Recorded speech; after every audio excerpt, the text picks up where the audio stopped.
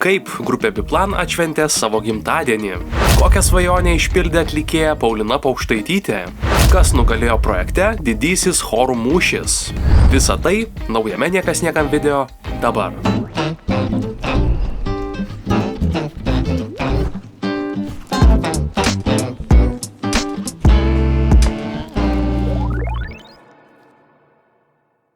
Viena ilgiausiai be pertraukos muzikuojančių Lietuvos grupių Biplan gerbėjus balandžio 11 pakvietė į jubiliejinį koncertą.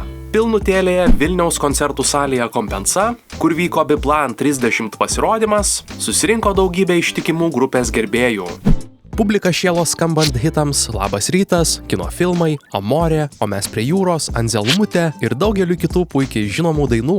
Netrūko siurprizų ir malonių staigmenų. Po koncerto muzikantai dalijo autografus ir fotografavosi su fanais. 30-mečio koncertas pavyko.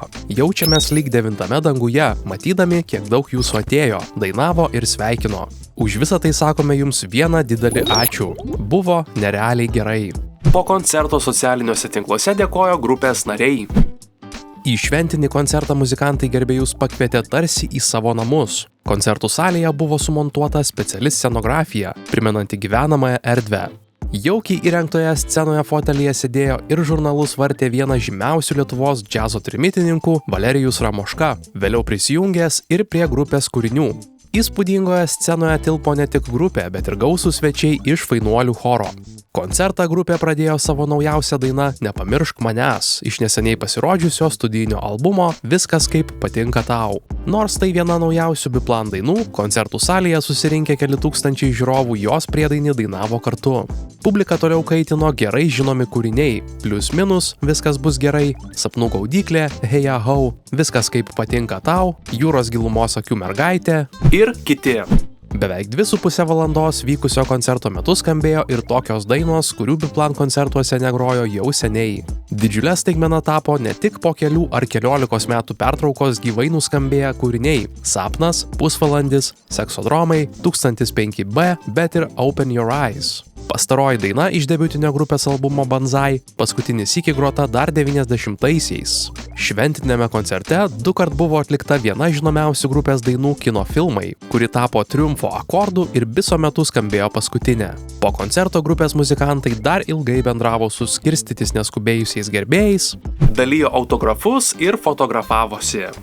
Visus svarbiausius lietuviškos muzikos apdovanojimus laimėję Biplanai yra tarp visų laikų populiariausių Lietuvos grupių. Biplan per savo karjerą iš viso išleido 8 studijinius, 2 koncertinius ir 1 mini albumą.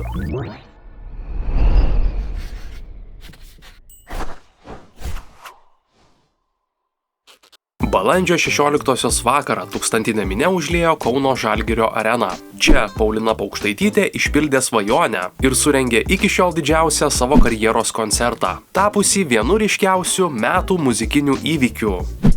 Nuo pirmųjų vakaro akordų arena pulsavo kartu su atlikėja. Publika ne tik klausėsi, bet ir gyveno kiekviena daina. Koncerte skambėjo Paulinos kūriniai iš skirtingų kūrybinių etapų, kuriuos lydėjo tūkstantinės minios balsai, o emocija salėje stiprėjo su kiekvienu pasirodymo momentu. Scenoje dominavo kruopščiai apgalvoti vizualiniai sprendimai ir aiški dramaturginė linija. Koncertas buvo kuriamas kaip vientisa istorija, jungianti muziką, judesį ir šou elementus. Kiekviena detalė turėjo savo vietą, o bendra atmosfera leido žiūrovams pasinerti į atlikėjos kuriamą pasaulį. Vakaro eigoje netrūko ir staigmenų. Prie Paulinos Paukštaitytės scenoje prisijungė ir ypatingi svečiai Justinas Jarutis bei Gabrielius Vagelis, kurių pasirodymai sulaukė audringų publikos reakcijų. Scenoje taip pat pasirodė paslaptyje laikytas vakaro svečias Adomas Vyšniauskas, kartu su Paulina atlikęs kūrinį Pažįstamas jausmas iš naujausio atlikėjos albumo Liepsnoja. Ypatingų vakaro akcentų tapo ir kartu su Paulina pasirodęs Marijampolės rožinis choras, su kuriuo atlikėja užmezgė ryšį televizijos projekte Didysis chorų mūšis. Bendras jų pasirodymas scenoje virto itin simbolišku koncerto momentu.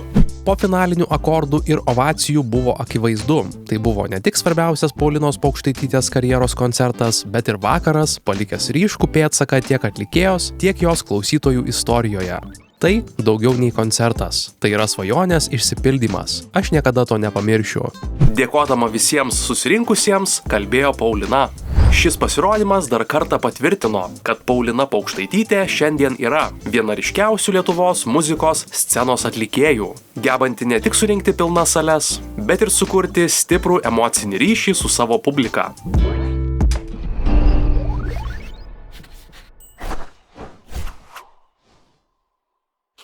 Balandžio 19-osios vakarą nuaidėjo didysis didžiojo chorų mūšio finalas. 4 mėnesius kaustęs visos Lietuvos dėmesį.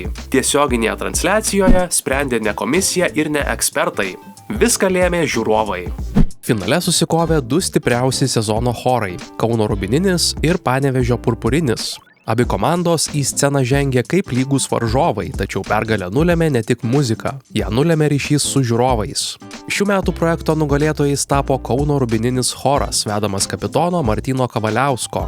Lemiamą vakarą jų pasirodymai ir emocija pelnė didžiausią žiūrovų palaikymą. Svarbu vaidmenį atliko ir projekto generolai Inga Jankauskaitė, Vytautas Lukočius ir Giedrius Savickas. Nors šį kartą jų rankose nebeliko balų, jų žodžiai scenoje skambėjo ne mažiau svariai nei bet kada anksčiau. Generolai negailėjo palaikymo. Gražių ir įkvepiančių žodžių abiem chorams. Nuostabus laikotarpis, nuostabus laikas, nežinau, ar kada tai pasikartos. Aš iš naujo pradėjau tikėti Lietuvą dėl savo choro žmonių. Su jauduliu kalbėjo Kauno choro kapitonas Martynas Kavaliauskas. Per finalą už chorus balsavo tūkstančiai žiūrovų visoje Lietuvoje. Balsavimas tapo rekordinis, įtampa išliko iki paskutinių sekundžių. Iš viso finale sulaukta rekordinio skaičiaus, daugiau nei 121 tūkstančio žiūrovų balsų. Tai neįtikėtina ir įspūdinga, to nebuvo televizijoje ištisus 10 metų. Sakė projekto vedėjas Rolandas Mackevičius. Didžiajame finale pasirodė ne tik finalistai, į sceną sugrįžo visi šiame sezone dalyvavę chorai.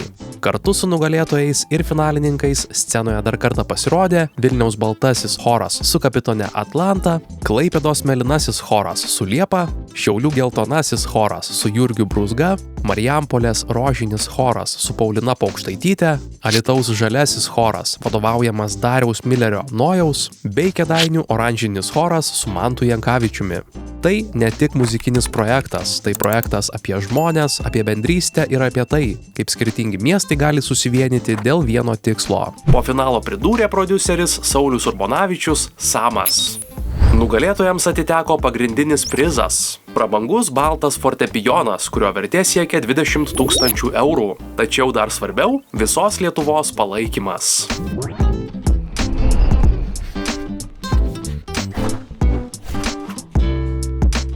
Šiandien naujienų tiek, pasimatysime po savaitės. Nepamirškite paspausti patinka, užsiprenumeruoti kanalą ir pasidalinti video su kitais. Iki!